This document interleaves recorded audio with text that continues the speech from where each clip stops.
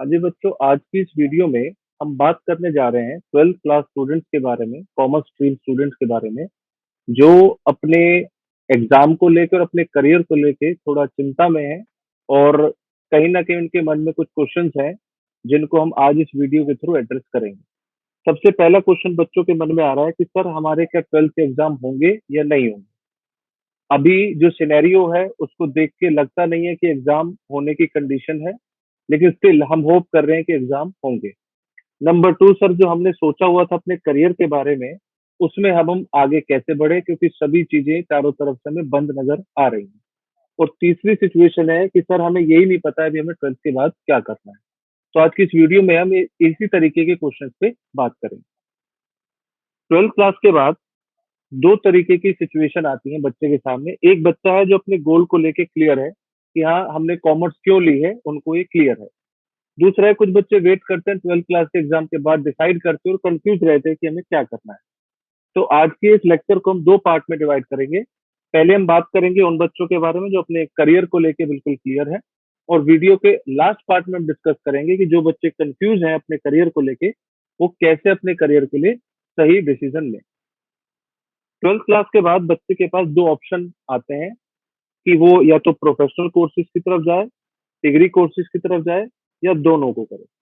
मतलब वो professional courses भी कर सकता है, डिग्री कोर्सेज, और दोनों भी साथ में कर सकते हैं।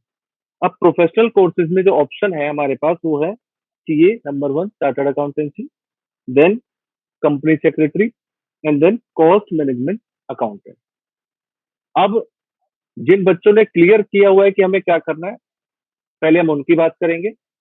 उसके बाद देखेंगे कि इनमें से हम सिलेक्ट कैसे करें, उन पर भी लास्ट में बात की जाएगी।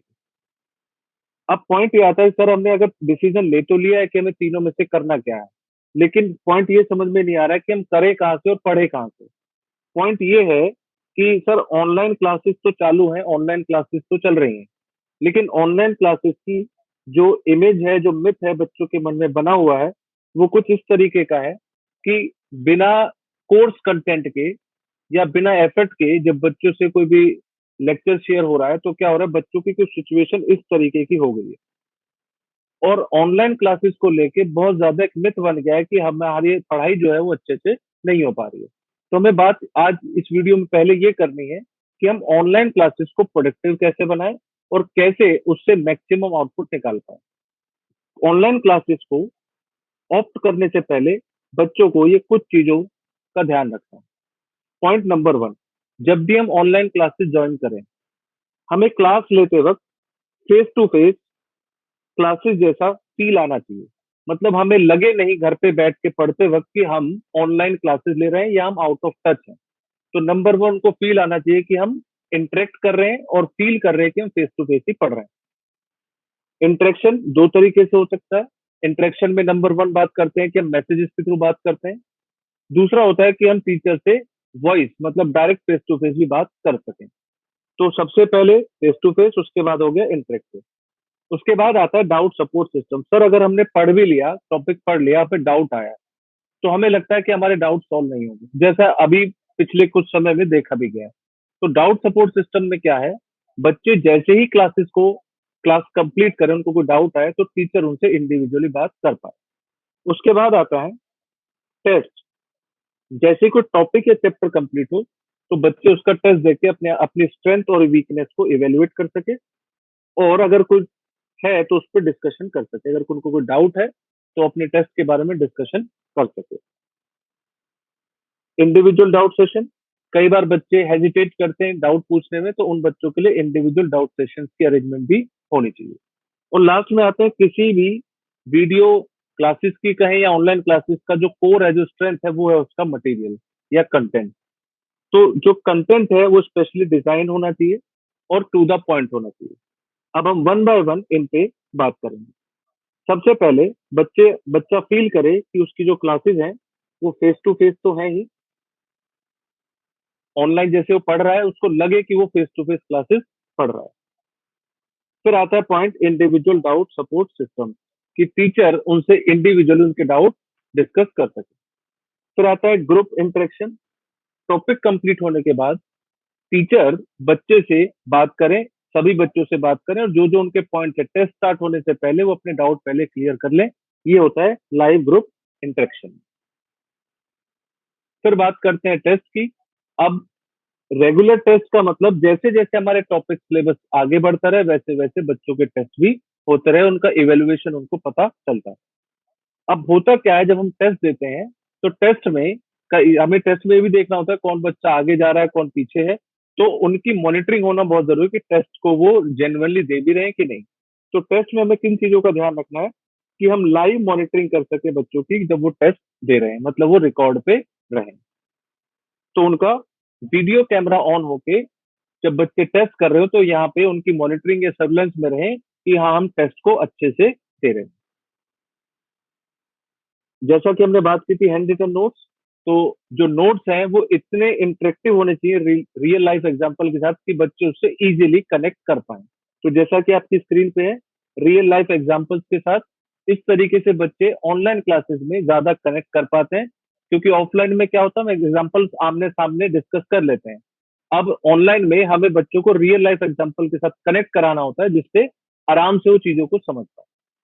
तो हमें कुछ इन चीजों का खास ध्यान रखना है। अब सर अगर हमने डिसीजन ले रखा है कि हमें क्या करना है, तो हम ऑनलाइन क्लासेस को किस तरीके से ऑनलाइन क्लासेस के लिए एनरोल करें।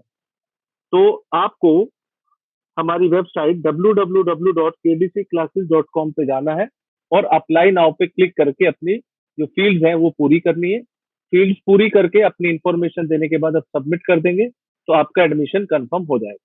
उसके बाद आपकी जो क्लासेस हैं वो शुरू हो जाएंगी।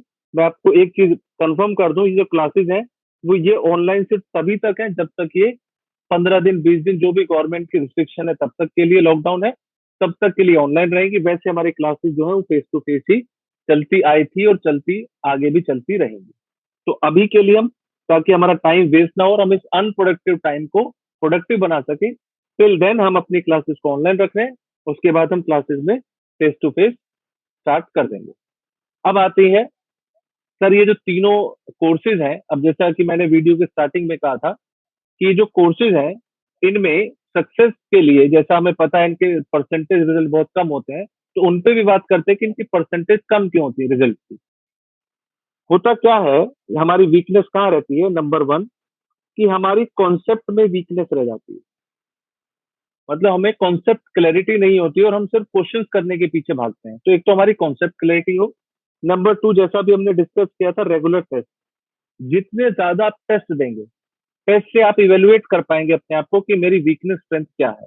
तो मैक्सिमम टेस्ट आपको देने हैं। हमारी जो टेस्ट सीरीज है उसमें एक सब्जेक्ट के मोर देन 10 to 15 टेस्ट हमें कंडक्ट करने होते हैं। मोर देन 10 to 15 इतने टेस्ट हमें कवर करने हैं, जिससे इतने टेस्ट देने के बाद बच्चा सुपर कॉन्फिडेंस हो जाता है, सुपर कॉन्फिडेंस में आ जाता है कि हमें अब ये टॉपिक क्लियर हो गए। उसके बाद ये तो हो गए टेस्ट जो हमें चैप्टर के बाद करने होते हैं। उसके बाद होते हैं मॉक टेस्ट। मॉक टेस्ट क्या होते हैं, एग्जाम टाइप टेस्ट होते हैं। जैसा एग्जाम में हम टेस्ट देते हैं बिल्कुल उसी पैटर्न पे, इतने ही टाइम के साथ, इतने ही मार्क्स के साथ ये टेस्ट होते हैं। इसको हम मॉक टेस्ट देते हैं। इनके जब टेस्ट हो जाए तो इंडिविजुअली बच्चों के साथ डिस्कशन हो टेस्ट पे कि उनके उन्होंने कहाँ पे गलती की है, जिससे हर टेस्ट में वो इम्प्रूव कर सकें। तो ये कुछ पॉइंट्स हैं जो हमें प्रोफेशनल कोर्सेज में एंट्री लेने से पहले पता होना चाहिए। बस पॉइंट वीक कहा रह जाता है कि हमारी कॉन्सेप्चुअल क्लैरिटी नहीं हो पाती है। तो पूरा फोकस हम कोशिश करेंगे कॉन्सेप्ट को क्लियर करने में, और फिर जो बाकी की चीजें हमने डिस्कस की है वो एज इट इज रहेंगी। अब सर पॉइंट आता है उन बच्चों के बारे में जो अभी कंफ्यूज है कि सर हम किस तरीके से आगे बढ़े, हमें अभी कुछ भी समझ में नहीं आ रहा है, और क्योंकि हम घर पे ही हैं तो हमें कोई गाइडेंस भी नहीं मिल पा रही है कि हम अब इस टाइम को कैसे यूटिलाइज करें। उन बच्चों के लिए हम सबसे पहला पोर्शन जो डिस्कस कर रहे हैं सिलेबस का, कि बच्चे खुद डिसीजन लें कि उनका कंफर्ट जोन किधर है। ग्रेजुएशन तो सभी बच्चे रिजल्ट आने के बाद अप्लाई करते ही हैं, लेकिन डिसीजन जो हमें लेना होता है वो फाउंडेशन, मतलब जो प्रोफेशनल कोर्सेज के फाउंडेशन लेवल है उन पे हमें डिस्कशन करना होता है। तो सबसे पहले बात करते हैं सीए, सीएस और सीएम। इसके अंदर क्या है, जब भी कोई बच्चा डिसीजन ले तो उनके नाम पे ना आ जाए कि नाम के हिसाब से कि मेरा फ्रेंड कुछ कर रहा है तो मैं भी कर लूं, वो अपनी स्ट्रेंथ वीकनेस देख के किसी कोर्स का चुनाव करे या सिलेक्ट करे। अब अगर हम सब्जेक्ट में बात करते हैं तो जैसा आपके सामने है, आपको दिख रहा है अकाउंटिंग। सी के अंदर जो पहला टॉपिक है, सब्जेक्ट है वो अकाउंट्स। वो ही सीएस में भी है अकाउंट्स और सीए में भी अकाउंटिंग। इनमें कोर्सेज के अंदर बहुत ज्यादा कोई डिफरेंसेस नहीं है। जो इनके कंटेंट मटेरियल है उसमें थोड़ा अप एंड डाउन है, लेकिन सभी में टॉपिक सेम है। जो सेकंड सब्जेक्ट है वो है लॉ। जो आपको नजर आ रहा है ऑलमोस्ट तीनों में ही वो कॉमन है। बस सीए के अंदर लॉ के साथ कॉरेस्पॉन्डेंस रिपोर्टिंग है, इधर हमारे पास एनवायरमेंट है, और इधर हमारे पास एथिक्स है। मतलब लॉ तीनों में कॉमन है, एडिशनली सब में थोड़ी थोड़ी चीजें अलग। उसके बाद बात करते हैं बिजनेस मैथमेटिक्स और लॉजिकल रीजनिंग। ये हमारे पास सीए के अंदर है। इसमें स्टैटिस्टिक्स भी हमारा एक पोर्शन है, जैसे हमने लिखा बिजनेस मैथ, तो उसमें एक पोर्शन है हमारा स्टैटिस्टिक्स, और लास्ट वाला पोर्शन है हमारा रीजनिंग। तो इसमें बेसिकली तीन टॉपिक हो गए, मैथमेटिक्स हो गया, स्टैटिस्टिक्स हो गया, और रीजनिंग हो गया। आगे चलते हैं, सीएस के अंदर मैथमेटिक्स वाला पोर्शन तो नहीं, लेकिन यहाँ पे बिजनेस मैनेजमेंट है। जैसा कि आप 11 ट्वेल्थ में प्लानिंग, ऑर्गेनाइजिंग, कंट्रोलिंग, डायरेक्टिंग ये सब पढ़ते आए हैं, तो ये बिजनेस मैनेजमेंट आपको यहाँ पे हेल्प करेगा। उसके बाद इसमें है एथिक्स और एंटरप्रेन्योरशिप। और लास्ट में जब सीएमए की बात करें तो इसमें भी बिजनेस मैथमेटिक्स है और स्टैटिस्टिक्स है, इसमें रीजनिंग नहीं है। जैसा कि पेपर 3 सीए में रीजनिंग है, लेकिन सीएमए में रीजनिंग नहीं है। अब आते हैं लास्ट पेपर नंबर 4। यहाँ पे है इकोनॉमिक्स में, सीए के अंदर बिजनेस इकोनॉमिक्स है एंड कॉमर्शियल नॉलेज। ऐसे ही सीएस के अंदर बिजनेस इकोनॉमिक्स है, लेकिन कॉमर्शियल नॉलेज नहीं है। और लास्ट में बात करें सीएमए में, तो इसमें इकोनॉमिक्स है और मैनेजमेंट है। तो मोर और लेस सबका सिलेबस थोड़ा बहुत मिलता जुलता है, कुछ चीजें अलग भी हैं। अब ये इनमें छोटी छोटी वैरायटी क्या डिफरेंस है, मैं आपको एक एग्जांपल के थ्रू समझा रहा हूँ। बाकी डिटेल नॉलेज आपको वेबसाइट शेयर की जाएंगी, आप आराम से उन पे सिलेबस कंपेयर डीपली कर सकते हैं। जैसा कि हमने अभी अकाउंट से बात की, तो यहाँ पे सबसे पहला जो सिलेबस है वो सीए फाउंडेशन का है।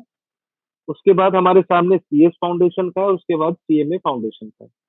तो आप देखेंगे अकाउंट्स के अंदर, जैसे सीए के अंदर हम बात कर रहे हैं, इसमें लिखा हुआ थियोरेटिकल फ्रेमवर्क, जिसमें हम कॉन्सेप्ट, कन्वेंशन, प्रिंसिपल्स, रूल्स की बात करते हैं।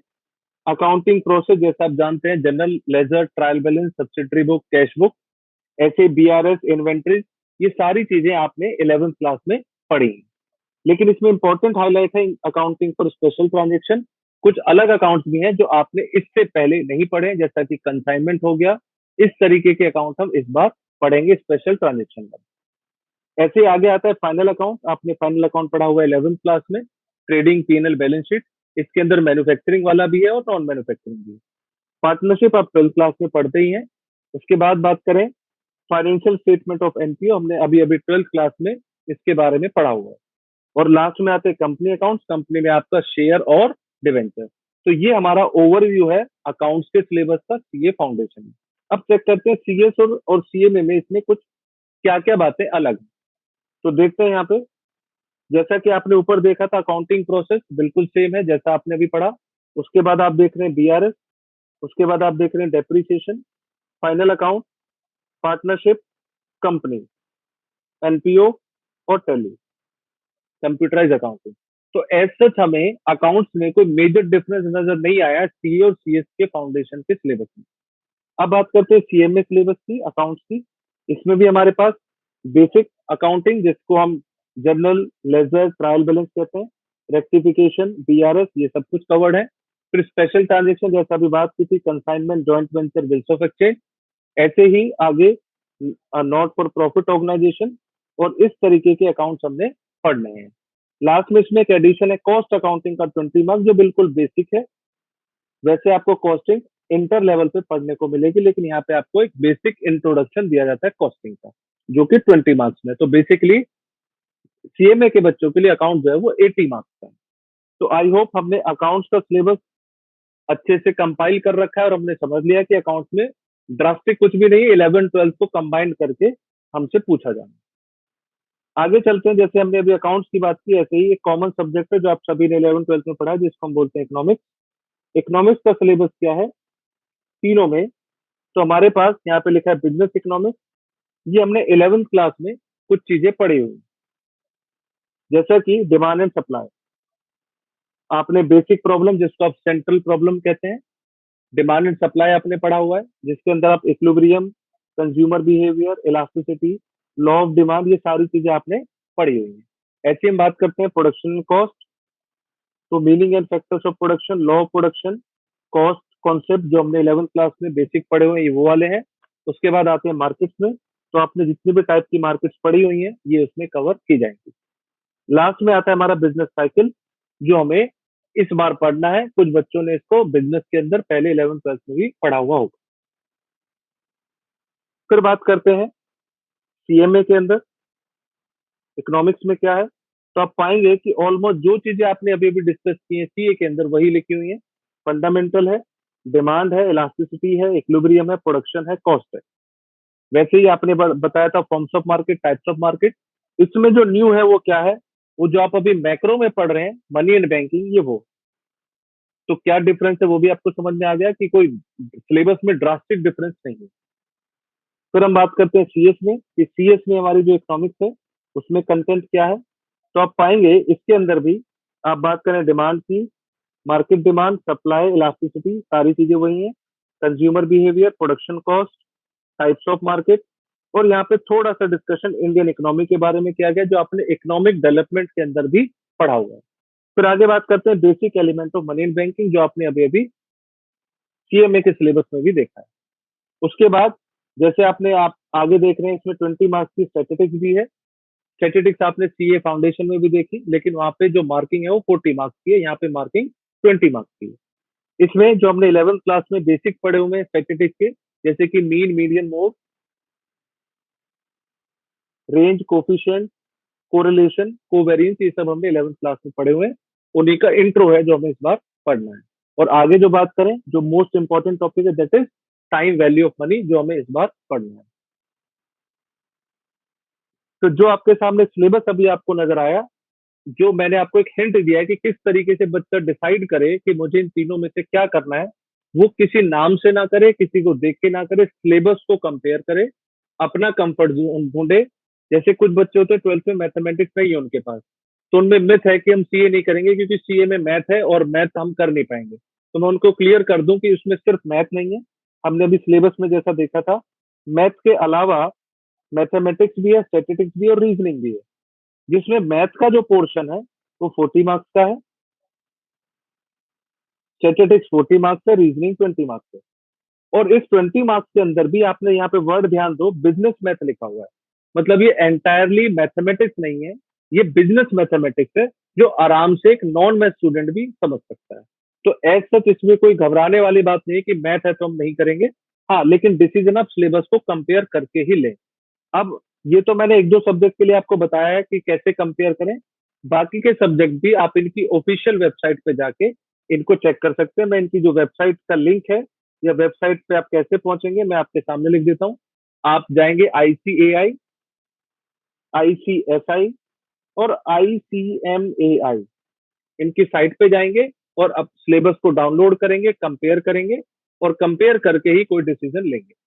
अब सर क्वेश्चन ये आता है कि हमारे 12th के एग्जाम अभी पेंडिंग है, बीच में, और हम किस तरीके से अभी इनकी तरफ एनरोल करें। क्योंकि होता ये है कि इनके एग्जाम की एक टाइम लिमिट है कि इतने टाइम में ये एग्जाम होते हैं।